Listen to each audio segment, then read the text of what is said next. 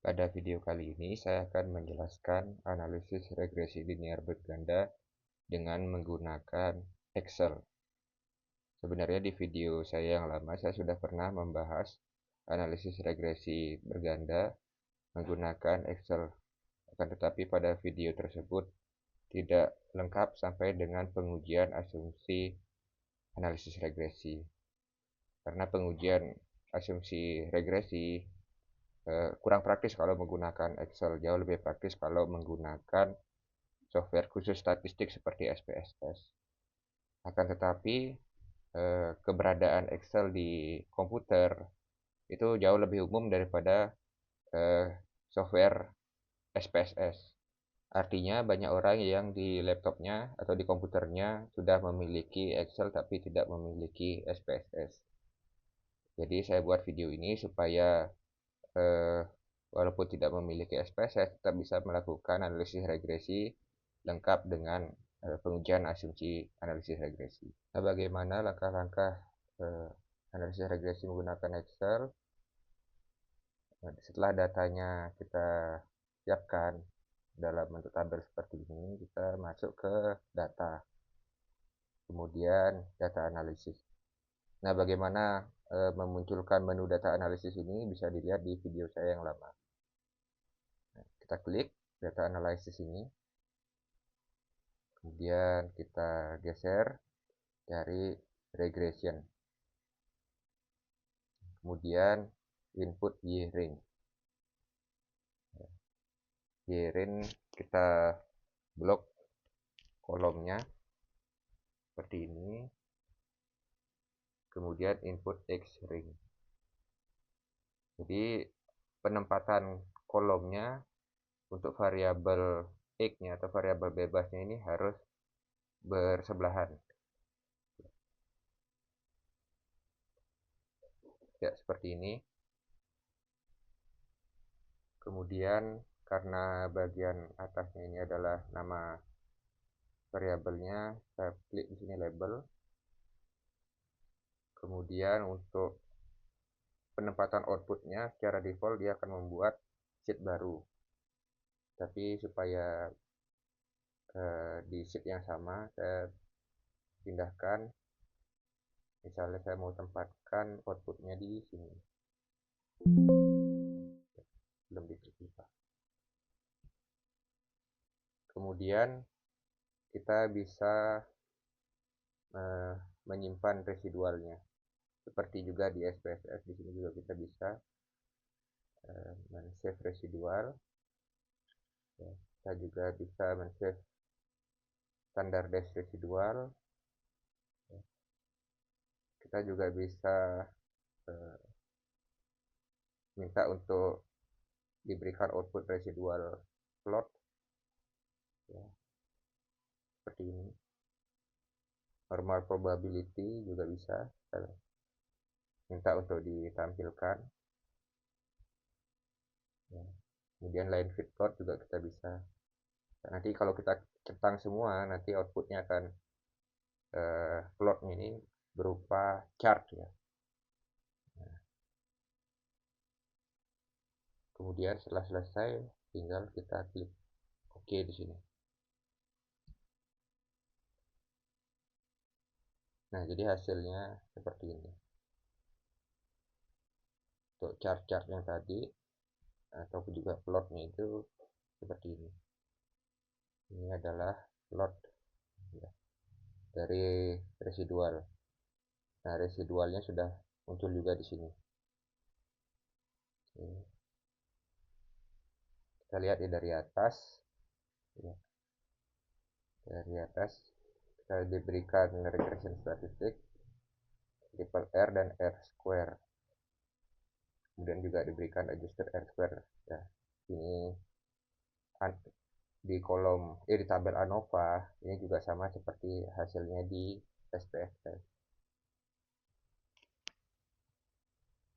Kemudian untuk koefisien regresi dan interceptnya di tabel yang ini.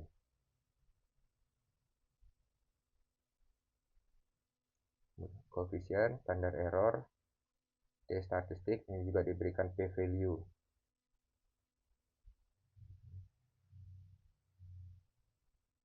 saya ganti ya ini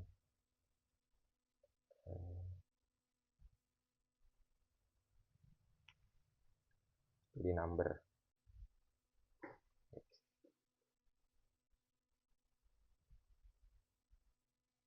Oke. Ini residualnya, dia ini residual, dan ini residual standardized, ini predicted DAR, ya, nilai prediksi.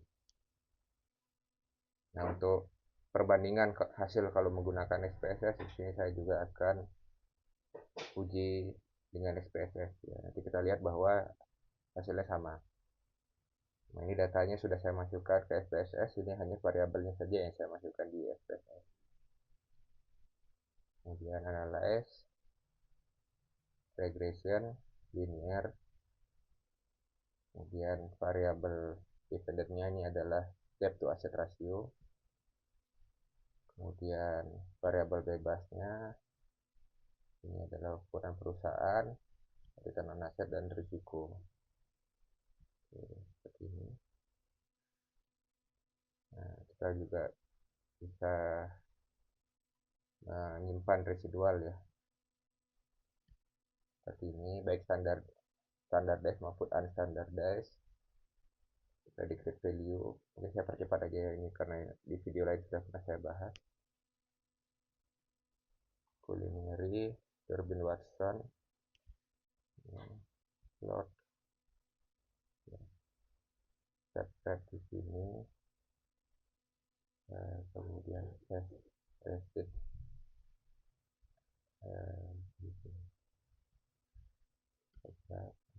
probability. Ini sudah semua, kita klik OK.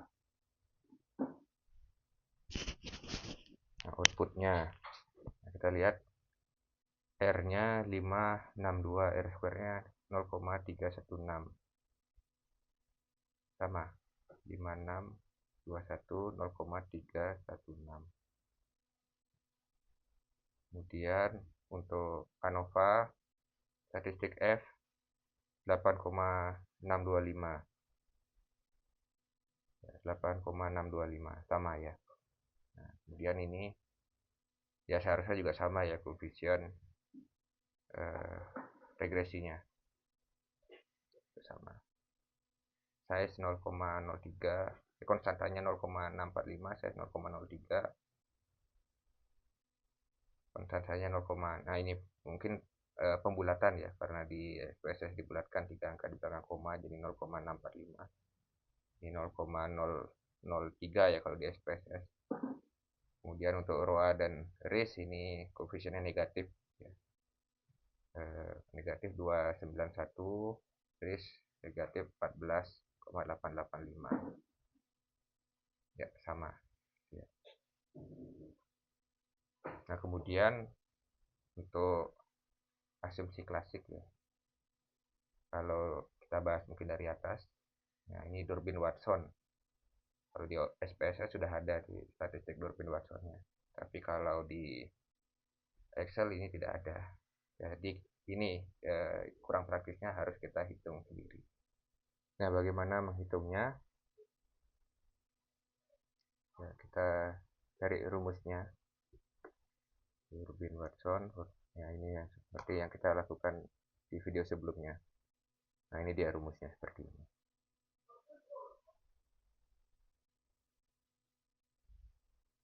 Ya, mungkin saya buka salah satu ya websitenya, Wikipedia.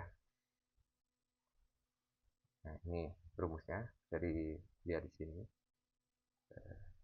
ET dikurangi ET min 1 kuadrat ya. Kemudian dibagi sigma ET kuadrat. Nah, ini di Wikipedia ini sudah cantumkan ya referensinya. Kalau kalian perlu rujukannya bisa ditelusuri di sini. Ya. Kalau perlu mencantumkan sumber gitu ya. Oke, kita hitung statistik D dari rumus ini pakai Excel. Nah, kita sudah kembali ke Excel.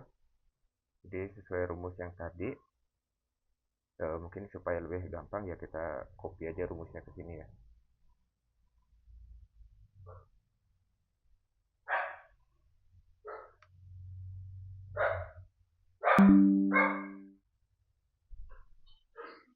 Ya, ini rumusnya. Jadi yang kita pakai itu adalah E-nya, error term, yaitu residual. Kolom yang ini.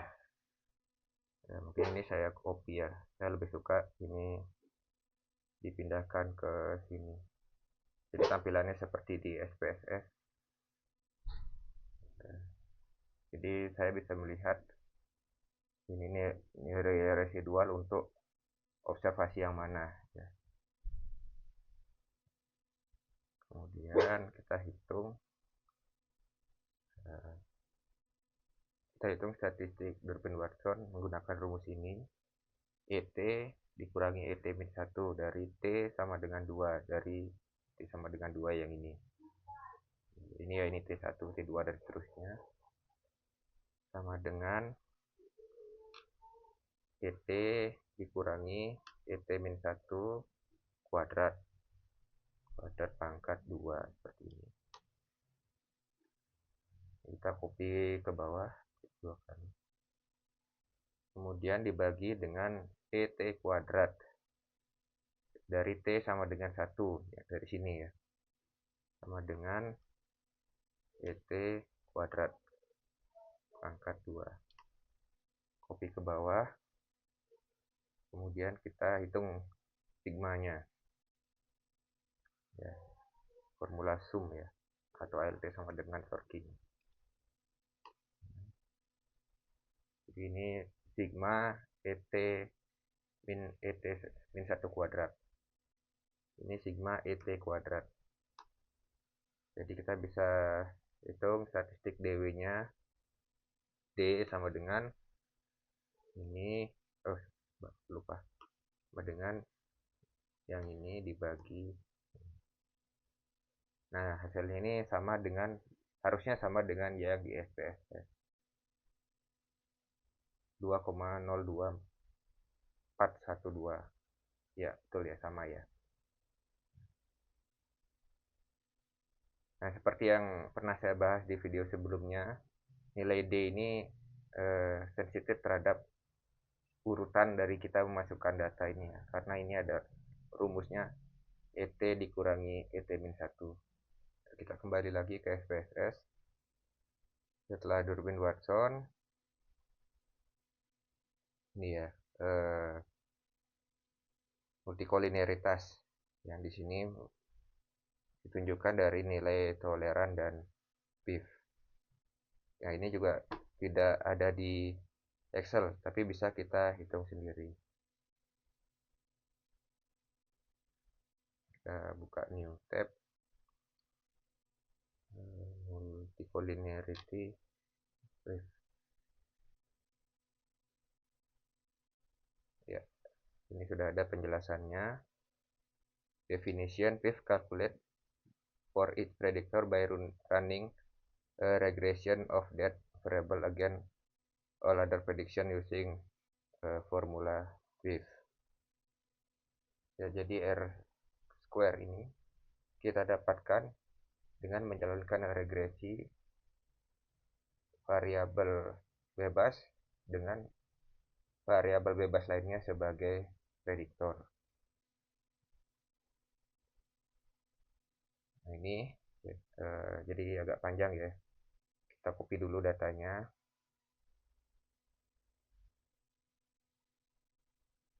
Mungkin variabel bebasnya saja saya copy. Oke, saya buat di sheet baru. Datanya saya paste di sini. Kemudian kita regresikan supaya mendapatkan R square-nya. Jadi seperti yang tadi, data analyze, regression. Nah, ini tidak ada tombol reset ya. Jadi kita ubah manual. Di sini Pertama saya size-nya dulu ya sebagai variabel y atau terikat. Kemudian variabel bebas ini adalah roa dan ref seperti ini. Kemudian outputnya saya taruh di sini. Oke. Nah, jadi R square-nya sudah kita dapatkan di sini. Sekarang kita hitung PIV dengan formula yang tadi. Mungkin saya copy aja formulanya.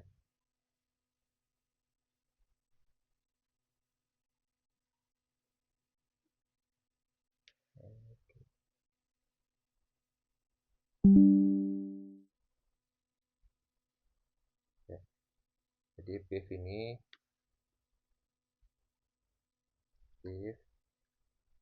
sama dengan 1 per 1 kurang R kuadrat.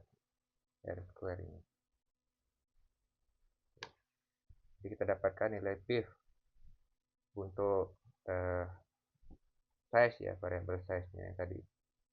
Ini adalah 1,11068. Sekarang kita bandingkan dengan hasil yang di SPSS. Ya, ini ya sama 1,1. Mungkin beda sedikit ya karena SPSS ini pakai pembulatan 3 angka di belakang koma. Salah. Ya, seperti ini. Kemudian untuk menghitung PIV untuk variabel lainnya, kita ulang lagi dengan cara yang sama. Saya di sini buat sheet baru. Datanya saya copy dari yang tadi.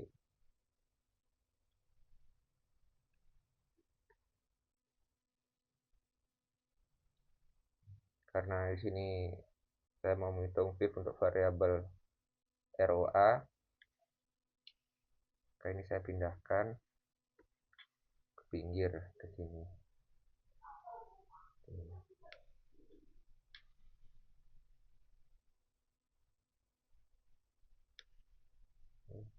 Kemudian kita jalankan lagi regresi seperti tadi.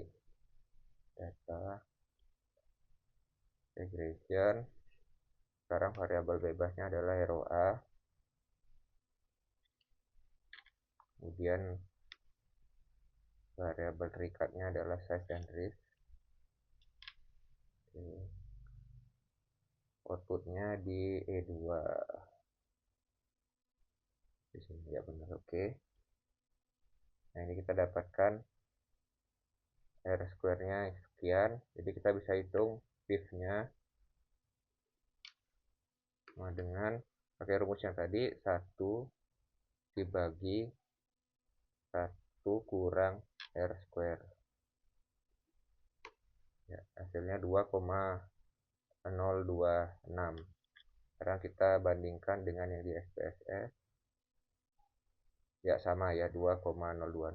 Oh ya, kalau kita mau menghitung toleran, kita bisa hitung toleran itu dengan rumus toleran.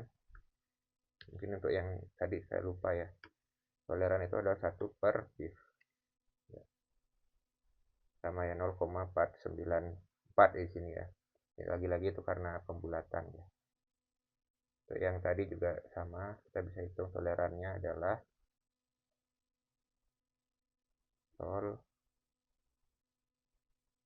sama dengan 1 bagi PIV. Ya.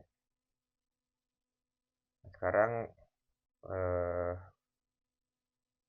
PIV dan toleran untuk variabel risiko. Lagi-lagi kita ulang lagi langkah yang tadi, kita buat ini sheet. Ya udah membuat sheet baru, kita copy datanya dari yang tadi.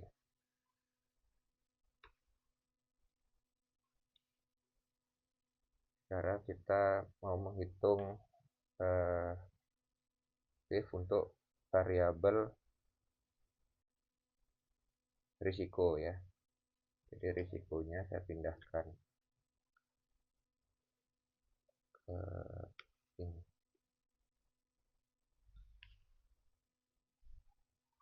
Ya, kita ulangi lagi langkah yang tadi. data analysis regression. Range ini di range udah X-nya dari ini ya, ini udah sesuai ya, di A1 sampai B61. Oke. Ini R square nya, jadi kita bisa menghitung PIV pakai rumus yang tadi, sama dengan 1 dibagi 1 kurang R square. Enter. Dan tolerannya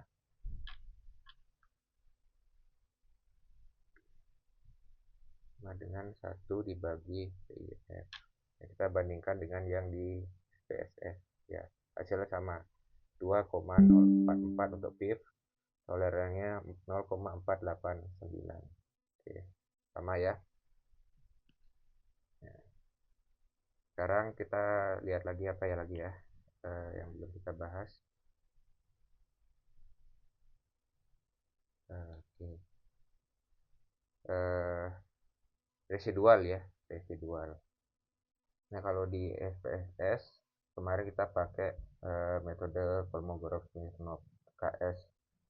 Di SPSS ini sebenarnya ada banyak metode yang bisa kita lakukan.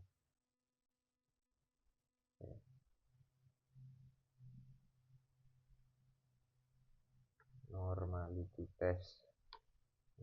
Di Excel tentu saja hasilnya tidak diberikan ya, jadi kita harus hitung sendiri ya. Kalau di SPSS ini ada Shapiro-Wilk diberikan juga. Memang saya sendiri lebih sering pakai KS ini. Ini saya buka dari Wikipedia saja, sepertinya ini lebih lengkap.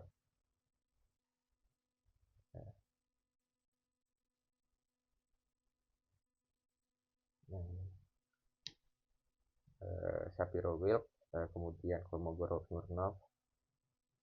Kalau menurut saya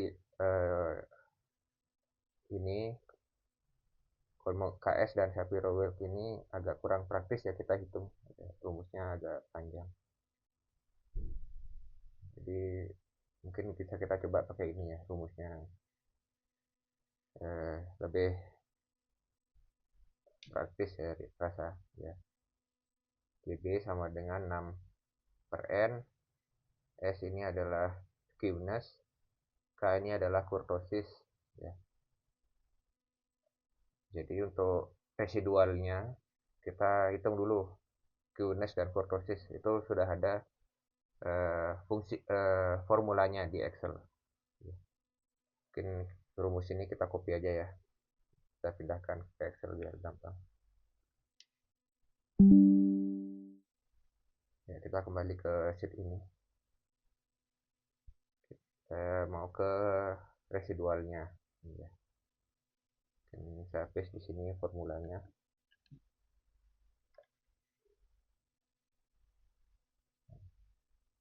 Kita hitung dulu skewness itu residual pakai formula skewness ya ini. Kemudian kita blok residualnya.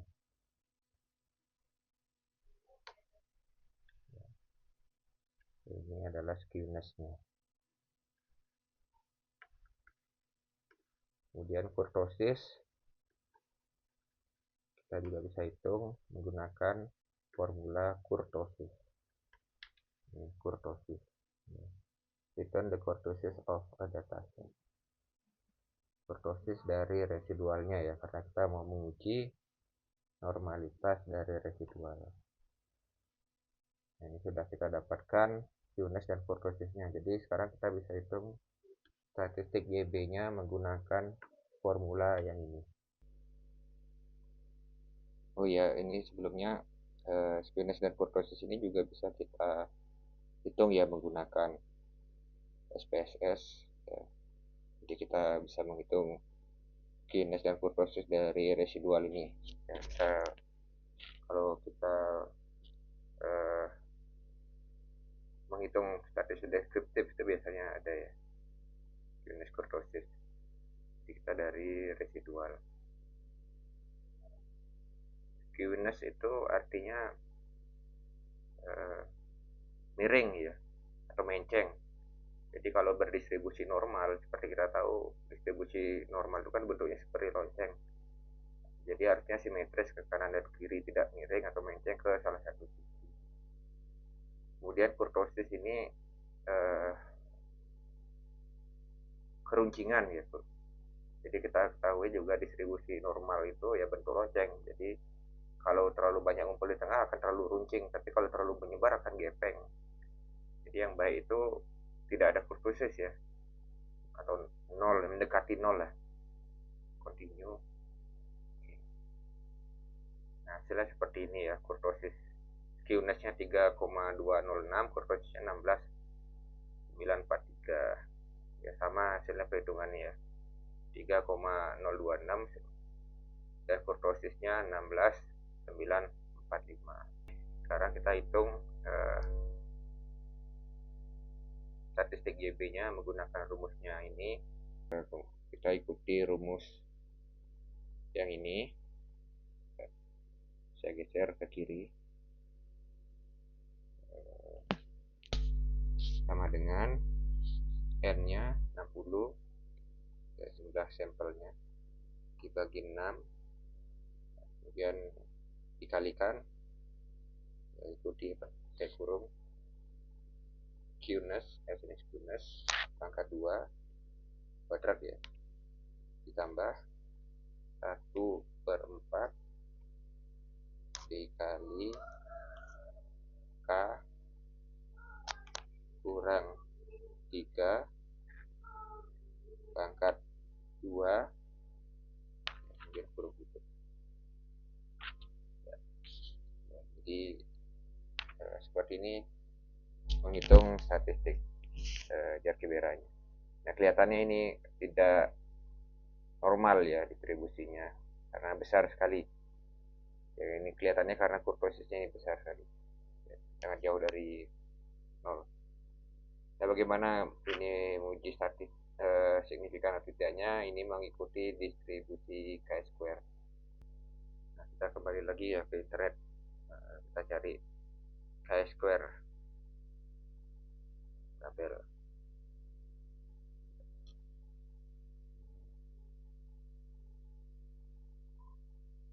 Distribusi chi-square ini di kolom ini degree of freedom. Kemudian kita lihat apa yang kita pakai itu adalah 5%, 0,05 di sini. Sedangkan untuk DF Jarkibera ini with 2 degree of freedom, jadi kita lihat yang ini 2. Jadi kita lihat di sini 5,9191. Ya, tadi saya lupa scroll lagi ya, jadi angkanya tadi tertutup kamera.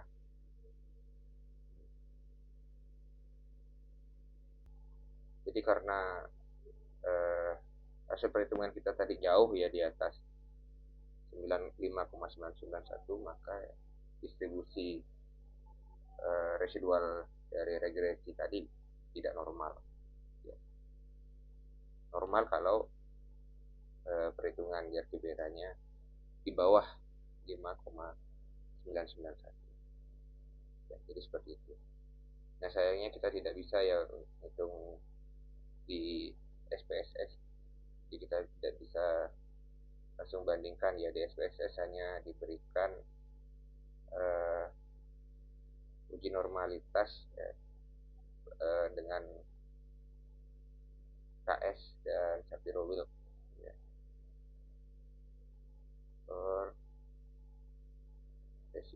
Residual kita masukkan ke sini.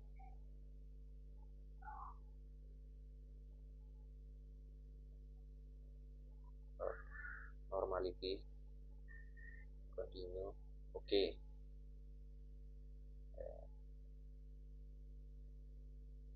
Jadi ini tes normalitas ya, dengan statistik yang lain ya. KS ini juga tidak normal ya, dan ini juga tidak normal. Jadi kesimpulannya sama ya, walaupun kita menggunakan statistik yang berbeda. Ya, saya kembali lagi ke Excel. Jadi kita tadi sudah menguji autokorelasi, multikoliniaritas, dan distribusi dari residual. Yang belum kita uji adalah heteroskedastisitas. Seperti yang saya jelaskan di video sebelumnya, ada banyak metode ya,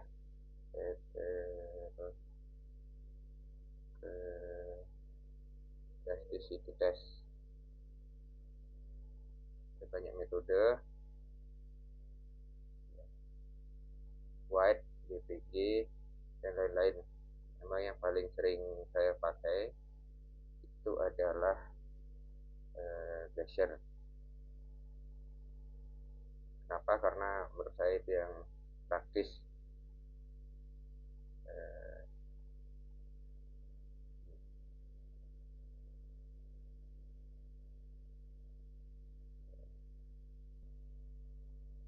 Sebenarnya kalau kita mengikuti artikel ini,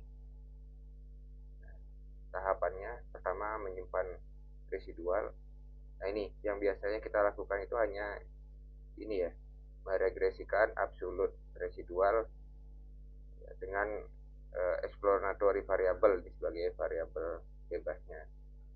Biasanya kita hanya regresikan yang ini aja, jarang kita lanjutkan meregresikan model yang lain. Tapi metode Glacier ini ya menurut saya lebih simpel dibandingkan dengan metode yang lain. Dari metode PAK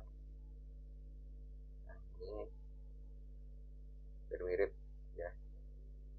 Nah, kenapa ini yang tadi lebih simpel? Karena tadi itu kan kita hanya menghitung nilai absolut dari residual, sedangkan yang ini kita menghitung nilai atau mentransfer variabel ini beberapa kali, dari mengkuadratkan dulu, kemudian dilenkan, variabel bebasnya juga dibuat dalam bentuk logaritma. Jadi kita agak banyak ya transformasi variabel. Metode White itu juga seperti itu.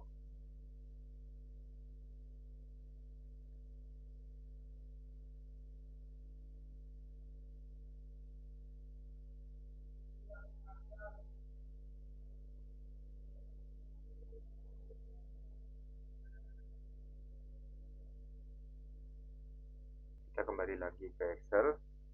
Jadi singkatnya kita pakai metode Glacier lagi untuk menguji heteroskedastisitas. Oke, karena di sheet ini sudah penuh ya, supaya tampilannya lebih simpel, saya buka sheet baru. Pada sheet baru ini saya kopikan datanya, saya kopikan. Kemudian sama seperti menggunakan SPSS, kita membuat variabel baru, mentransform variabel menjadi variabel baru, yaitu absolut residual. Absolut residual. Ya. Kemudian ini kita absolutkan nilai residualnya. Jadi kemudian kita jalankan regresi, regression dengan variabel bebasnya ini adalah absolut residualnya, dan variabel bebasnya adalah variabel bebas dari model regresi. Outputnya di kita tempatkan di sini. Oke. Kemudian untuk interpretasinya ya, kita lihat di p-value-nya ini. misalkan ini tidak signifikan. Jadi karena size ini ternyata signifikan, berarti di sini ada heteroskedastisitas untuk variabel size. Sedangkan variabel ROA, return on asset, dan risiko bisnis ini tidak signifikan, jadi tidak ada heteroskedastisitas. Ya, jadi seperti ini regresi ya, linear berganda menggunakan Excel, dan juga pengujian asumsi-asumsi regresi yang kita bahas tadi ya. Kita tadi membahas uji autokorelasi, kemudian multikolinearitas, kemudian distribusi dari residual, dan juga heteroskedastisitas ya, tadi kita pakai metode Glaser. Jadi seperti ini langkah-langkahnya. Tentu saja kalau kita bandingkan menggunakan software SPSS ini lebih membutuhkan banyak waktu ya, karena kita banyak statistik yang harus kita hitung sendiri.